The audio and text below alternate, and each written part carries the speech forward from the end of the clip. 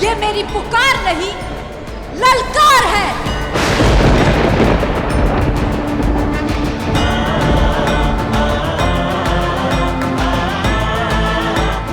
क्या सुनने का प्रयास कर रहे प्रभु? शत्रुता की एक ललकार जिसमें प्रेम पुकार छुपी हुई है। मैं बता रहा हूं, शिव शंभु देवी सती के विषय में ही बोल रहे हैं। देवी सती के लिए ललकार है, प्रभु शिव के लिए प्रेम की पुकार है। और यहाँ हम गणों के पास देवी सती के जन्मदिन की भेंट तैयार है।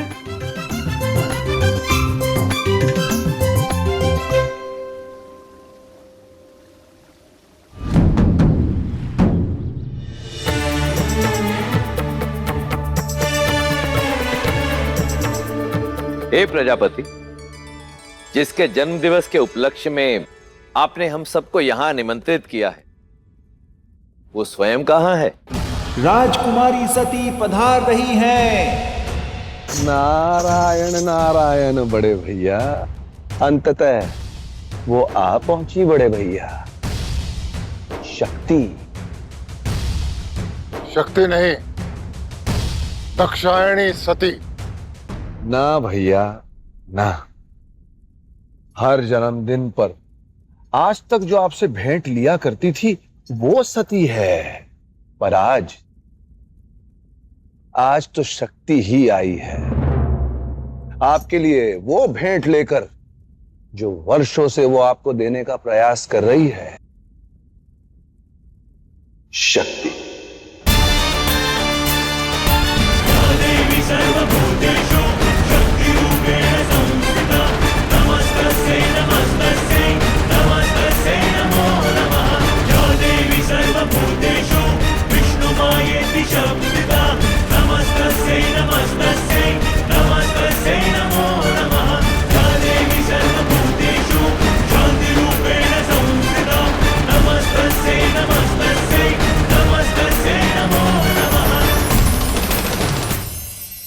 दाक्षायणी यहाँ उपस्थित अतिथियों को प्रणाम देने के साथ साथ अपने पिता से अनुमति लेना चाहती।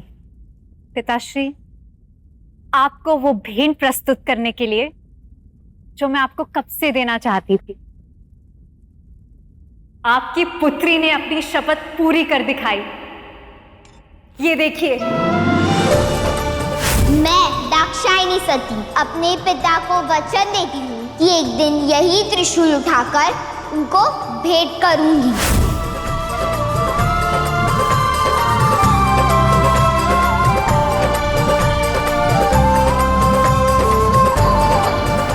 दाक्षायणी तैयार है शिव को ललकार देने के लिए।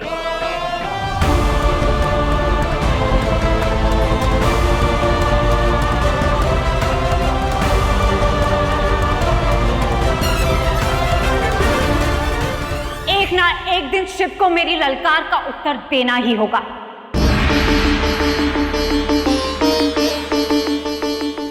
और मैं उससे आपकी पीड़ा का प्रतिशोध लेकर रहूंगी। गिरि नंदिनी नंदित मेदिनी विश्व विनोदिनी नंदिनुते गिरिवर विंध्य शिरोदिनी वासिनी विष्णु विलासिनी जिषुनुते। अब आप क्या करेंगे प्रभु? ललकार का उत्तर देंगे या प्रेम की पुकार का सम्मान? मेरा प्रेम इस मिलन की प्रतीक्षा करेगा। ये तो कर्तव्य निश्चित करेगा कि मेरे प्रेम को कब तक परीक्षा देनी होगी। मैं तो केवल प्रतीक्षा करूंगा नंदी, जब तक दक्ष की दाक्षायणी शिव की शक्ति बनने की परीक्षा देंगी।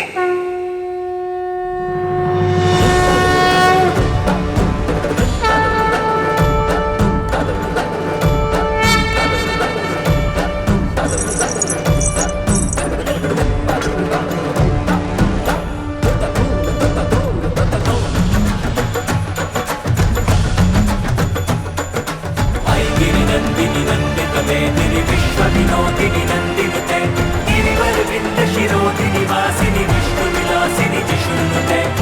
महेशित कंठ कुटुंबिनी भूरि कुटुंबिनी भूरि कृते जय जय हे महिषासुरमर्दिनि रम्यक पर्दिनि शैलसुते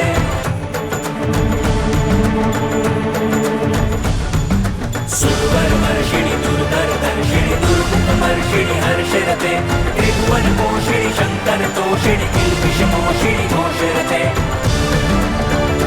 धन्य हुआ मैं ऐसी पुत्री पाकर, शक्ति में श्रेष्ठ, कला में श्रेष्ठ, अपने पिता का मान रखने में श्रेष्ठ, दक्षायणी सती। रंजनी रोषिणि दितिसुत रोषिणि दुर्मत सोषिणि सिंधु सुते जय जय हे महिषासुर। अब देवी सती को ये भेंट दे ही देता हूँ।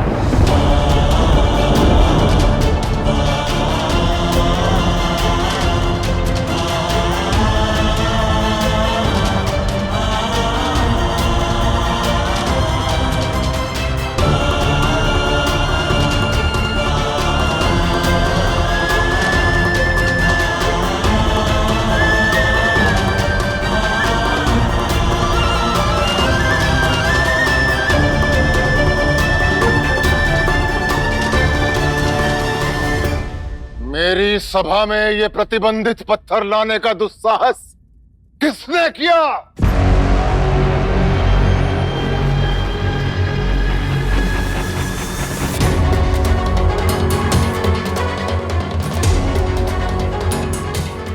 ये इन दोनों के उद्दंडता है प्रजापति जी। बताओ कौन हो, कहां से आए हो?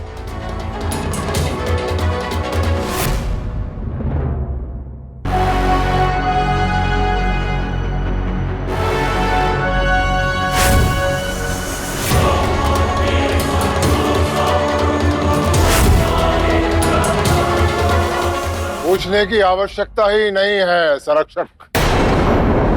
इन्हें देखते ही ज्ञात हो गया कि ये मलिन कहां से आए हैं। ये उस अघोरी के सहयोगी हैं और इनका यहां होना ये सिद्ध करता है कि कैसे वो कपालिक बार बार मुझे और मेरे परिवार को अपमानित करने का प्रयास करता रहा है। कितना कुटिल है वो, ये जानते हुए भी कि उसका नाम तक लेना इस राज्य में प्रतिबंधित है। अपने इन गणों को भेज दिया इस प्रतिबंधित पत्थर के साथ, ताकि तुम्हारे जन्मोत्सव का आनंद फीका पड़ जाए और मैं समस्त देवगणों के सम्मुख उपहास का पात्र बन जाऊं। क्या तुम्हारा स्वामी सच में इतना दुष्ट है? हमारे शिव पर लांछन ना लगाइए, हम अपनी इच्छा से आए हैं। शिव को तो अनुमान भी नहीं। आपके जन्म से आपके दर्शन की प्रतीक्षा में थे देवी। आज अवसर मिला तो खुद को रोक ना पाए। आज आपका जन्मदिन है देवी, पहली बार आपसे मिलेंगे। सोचा आपको वो उपहार देंगे जो हमें सबसे प्रिय है। बस यही सोचकर ये शिवलिंग यहाँ ले आए।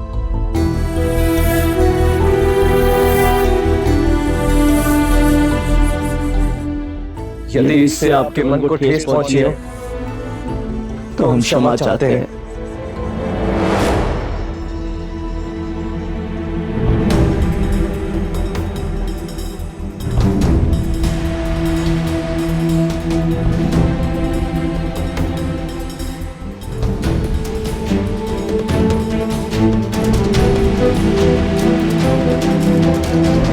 दक्षायणी, तुम शक्ति, सोच और बुद्धि में पूर्णतया सामर्थ हो। इन शिवगणों के अपराध से अवगत हो। अब इन्हें क्षमा देनी है या दंड देना है, ये निर्णय मैं तुम पर छोड़ता हूं। मुझे पूर्ण विश्वास है कि तुम्हारे निर्णय से तुम्हारे पिता का सर कभी नहीं झुकेगा।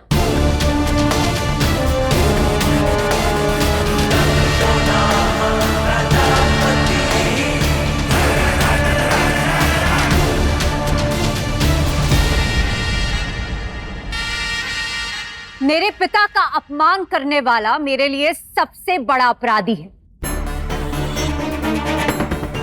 मैं इन्हें वही दंड दूंगी जो मेरे पिता शिव भक्तों को देते आए हैं।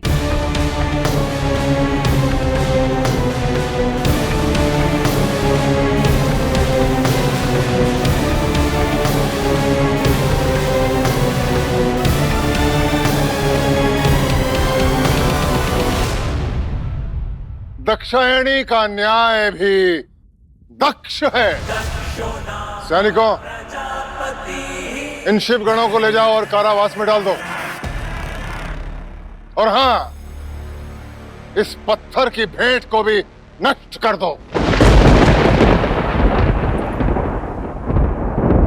न्याय का निर्णय आपने मेरे हाथ में छोड़ा है ना पिताश्री। मैं चाहती हूं यह शिवलिंग सुरक्षित रखा जाए। शत्रु के उपहार को सुरक्षित रखना चाहिए और ठीक समय पर ब्याज समेत लौटाना चाहिए।